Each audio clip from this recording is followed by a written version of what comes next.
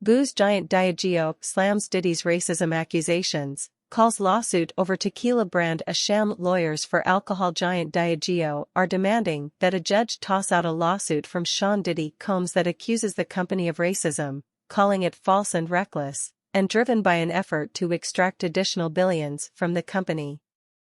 Combs sued in May, claiming Diageo breached his partnership deal for De Leon tequila by failing to properly support the brand. But he went a lot further than that, also leveling accusations of racism and claiming Diageo had treated his product line worse than others because he is black. In the company's first response to the lawsuit on Tuesday, June 27, Diageo's lawyers didn't exactly hold back either. They called Combs' lawsuit a bad faith, sham action filed by a star who had amassed nearly $1 billion from their partnership but now wanted to extract billions more. These allegations are nothing more than opportunistic attempts to garner press attention and distract the court from the fact that plaintiff's breach of contract claim is entirely without merit, the company's attorneys wrote.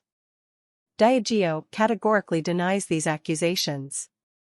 In a statement on Tuesday, a spokeswoman for Diageo echoed the message of the company's legal filing, and said Diageo had permanently cut ties with the rapper. Mr. Combs' bad faith actions have clearly breached his contracts and left us no choice but to move to dismiss his baseless complaint and end our business relationship, the company wrote. Mr. Combs has repeatedly undermined our partnerships and threatened to publicly defame Diageo if we did not meet his unreasonable financial demands. In his lawsuit that was filed May 31, attorneys for the business mogul's Combs Wines and Spirits claimed that Diageo had typecast his De Leon tequila as a black brand that could only be sold to urban consumers, harming its sales and leaving it lagging behind competing Diageo brands like Casamigos and Don Julio. Cloaking itself in the language of diversity and equality is good for Diageo's business, but it is a lie, Combs' lawyers wrote. While Diageo may conspicuously include images of its black partners in advertising materials and press releases, its words only provide the illusion of inclusion. But in Tuesday's response, Diageo said those bombastic allegations were just a distraction from a run-of-the-mill business dispute that should have been handled under a binding arbitration agreement that both sides had signed. They asked the judge to either dismiss the case or order that it be resolved through that private arbitration process.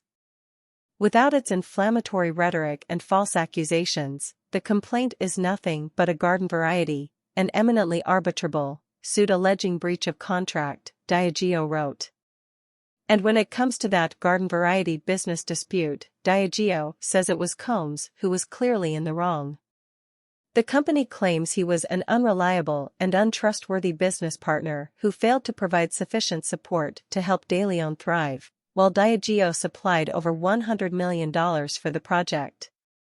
Unwilling or unable to provide funding for the mutual benefit of the parties and the De Leon brand, in mid-2020, Combs began to issue threats to damage the brand and defame Diageo and its executives and employees by publicly claiming that De Leon's failure to thrive was due to a racial animus against him, Diageo's lawyers wrote.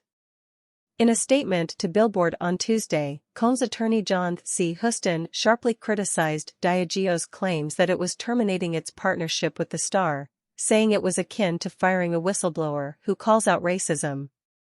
Over the years, he has repeatedly raised concerns as senior executives uttered racially insensitive comments and made biased decisions based on that point of view, Huston said. Diageo even acknowledged the problem by agreeing in his contract to treat De Leon the same way it treated their other tequila brands. He brought the lawsuit to force them to live up to that contract, and instead they respond by trying to get rid of him. This lawsuit and Mr. Combs are not going away.